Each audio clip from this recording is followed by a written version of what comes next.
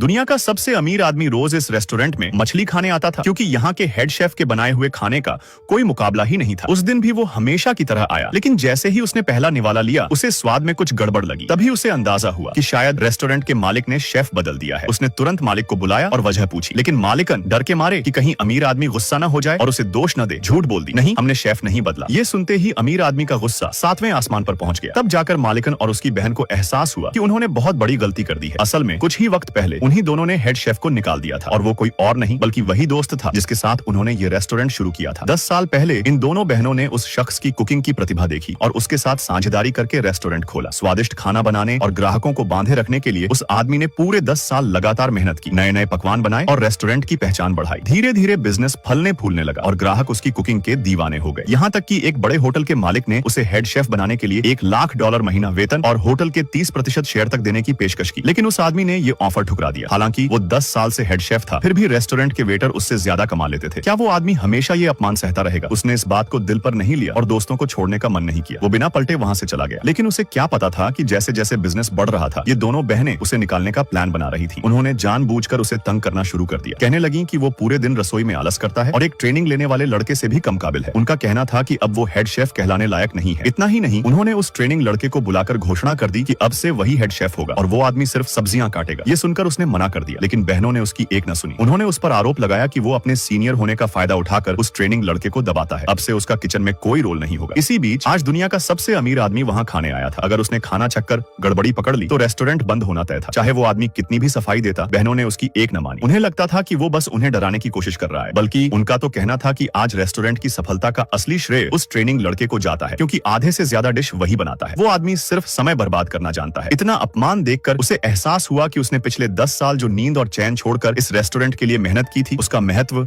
उनके लिए उस ट्रेनिंग लड़के के काम से भी कम था। आखिरकार उसने ठान लिया, अब वो यहाँ एक दिन भी नहीं रुकेगा और उसने इस्तीफा दे दिया।